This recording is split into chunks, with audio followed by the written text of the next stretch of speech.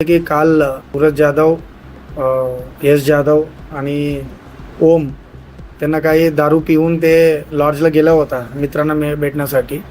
तिकडे पण काही दारू पिलेला होता आणि जेवणासाठी ते खाली आला आणि जेवण जे खालीचे जे वेटर्स आणि शेफनं सांगितलं की खतम झालेला आहे टाईम.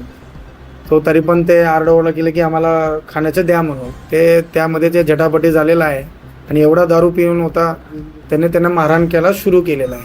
त्यामध्ये त्यानंतर जे मिटवण्यासाठी जे ओनर आणि त्यांचे मुलगा आहे ते गेला होता. ते हा झटापटीमध्ये ते काही मोठा टिपाई घेऊन ते आता वार केलं होतं. त्यामध्ये त्यांना फेसमध्ये इंजुरी झालेला आहे. त्या फेसच्या इंजुरीमुळे त्या इंटरनल ब्लिडिंगमुळे ते मरण पावलेलं आहे. त्या अनुषंगाने आम्ही 2 लोकांना लगेच अटक केला होता आणि एक फरार होता, त्यांना पण रात्री आम्ही अटक केलेला आहे. बट एक माणूसचा जे आरोपी आहे सूरज जाधव ते पण त्यांच्या पण गंभीर जखमी झाल्यामुळे ते हॉस्पिटल ॲडमिट केलेला आहे. तो त्यांचा जबाब नोंद करणं बाकी आहे. तो दोघांना अटक केलेला आहे. आतापर्यंत तपास सुरू आहे आमच्याकडून. ते जे घटना घडले ते अत्यंत दुर्दैव आहे.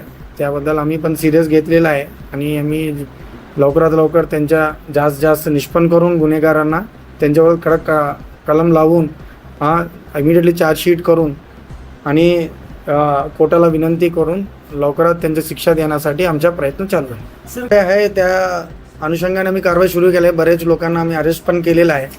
त्यामध्ये मोठा कलम म्हणजे मोकासारखा नाही तर संघटित गुन्हेगारचे जे नवीन 111चा कलम पण लावणार आहे. तो अजून जे लोकांना आम्ही हा माध्यमातून सर्वांना विनंती करतो, जे कंप्लेंट समोर आलेले नाही आणि तुम्हाला असं वाटत आहे की हा कंप्लेंट हिंमत नाही, कोणी आम्हावर कोणचा दबाव नाही आहे. आम्ही तुमच्यासाठी इकडे बसलेले आहे. कायदा चालवण्यासाठी आम्ही इकडे बसलेला आहे. कोणती तुम्हाला धमकी दिली तर फोनवर किंवा बाहेर तुम्ही लगेच आम्हाला कळवा. आम्ही त्यांच्यावर कठोर कारवाई करणार आहे.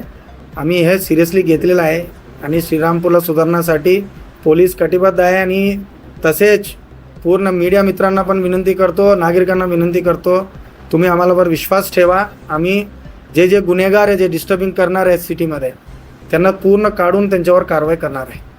दिवसभर जे आंदोलन झालं त्यात एक तक्रार करण्यात आली सगळ्याच नागरिकांकडून की एक आका आहे या ठिकाणी, तो सगळे हँडल करतो, त्याचं नाव घ्यायला कोणी तयार नाही. त्या आकाचा शोध आता पोलिसांना लावायची काय? आमच्याकडे जे रेकॉर्ड आहे, जे आता जे नवीन गुन्हे दाखल त्यामध्ये पण आम्ही शोधणार आहे. त्यांच्या 1% पण त्यांचा रोल आहे, त्यांच्यावर आम्ही कडक कारवाई करणार आहेत. श्रीरामपूर शहरासह तालुक्यामध्ये मोठ्या प्रमाणात अवैध धंदे सुरू आहेत. याच माध्यमातून गुन्हेगारीचे प्रकार समोर येत आहेत. तसं याच्यावर सगळं आम्ही त्यांच्या पूर्ण बंद करणार आहेत. आधी अजिबात आम्ही सहन करणार नाही आहे. तुमच्याकडे काही माहिती असतील आम्ही लगेच त्यांच्यावर कारवाई करणार आहे. आम्ही ॲडिशनल टीम्स पण इकडे थांबलेला आहे आणि एवढा फोकस आहे आता श्रीरामपूर सिटीमध्ये. आम्ही पूर्ण शांतता ठेवण्यासाठी आम्हाला पण तयार आहे.